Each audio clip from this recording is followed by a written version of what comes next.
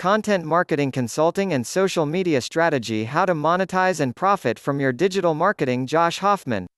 How to monetize and profit from your digital marketing. How to monetize and profit from your digital marketing. Is your company producing more content for more channels than ever before? Mine certainly is. The amount of content across the internet is expected to increase 500% by the year 2020, which means we're in what I call a content marketing arms race. However, this content marketing arms race isn't just business versus business, or industry versus industry.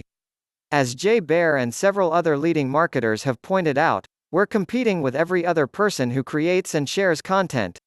The level of competition for people's time and attention is simply unprecedented. On the business end of the spectrum, it's certainly never been easier, more affordable, and more business savvy to produce and distribute content, but many content marketers realize these efforts are difficult to scale. In other words, the more content you want to produce and distribute, the more of an investment you need to make, especially if you want to keep pace with all of the established and new social media networks and their never-ending upgrades and add-ons.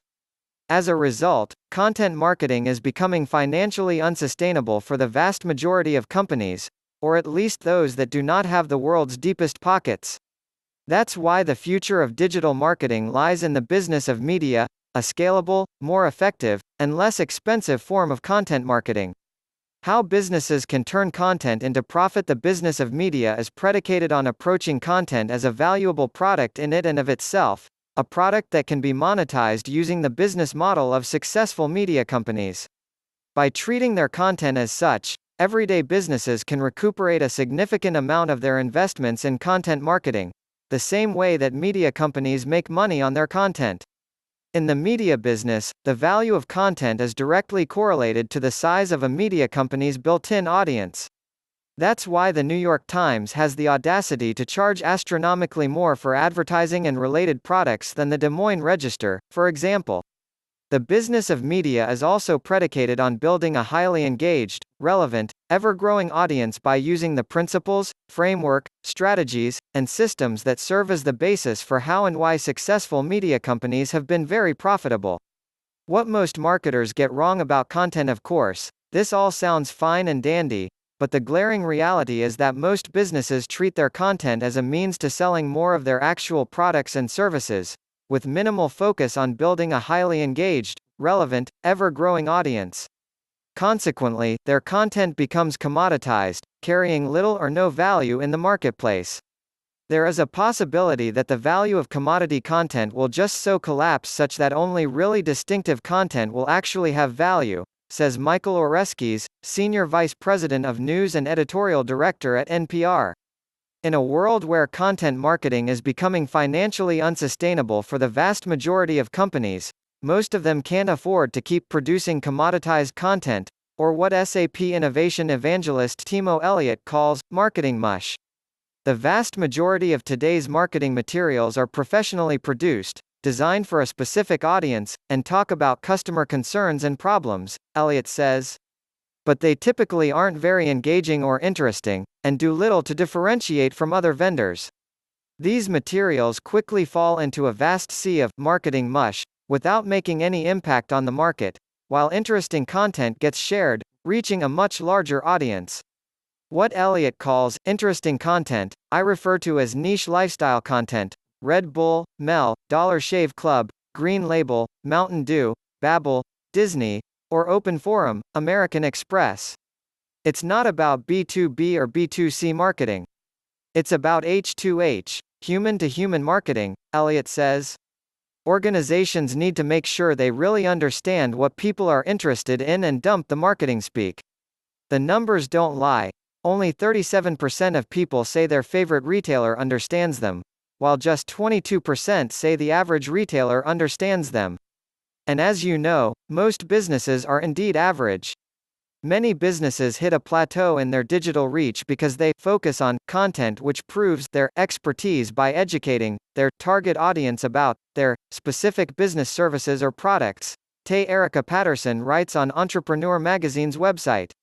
The missing link between brands who have a few thousand followers and those who've become social media legends is a key ingredient called lifestyle content. When you create content that shows a deep understanding of someone's life experience, Patterson writes, they're more likely to share the content with others because we share content that represents who we are. But lifestyle content is not just about prompting more people to share more of your content. It also serves the purpose of developing deeper relationships with your customers.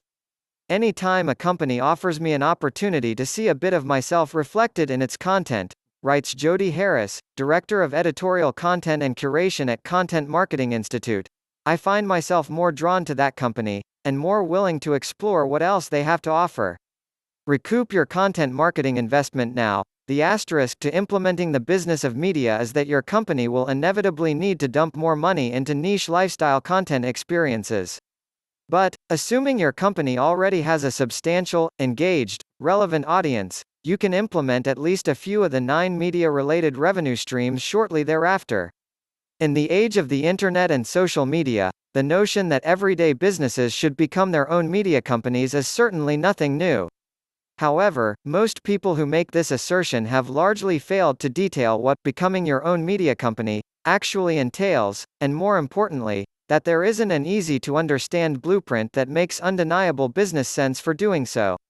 That's why I created a free online course, The Business of Media: Monetize and Profit from Your Digital Marketing. In addition to achieving traditional marketing objectives such as more exposure and engagement, sales building, and increased customer lifetime value, The Business of Media puts everyday businesses in a position to recuperate a significant amount of their digital marketing investment. In other words, the business of media doesn't just enable you to sell more of your products and services. It also gives you the opportunity to substantially reduce out-of-pocket expenses attributed to digital marketing by treating, monetizing, and profiting from your content. Get more content like this, plus the very best marketing education, totally free. Get our definitive email newsletter.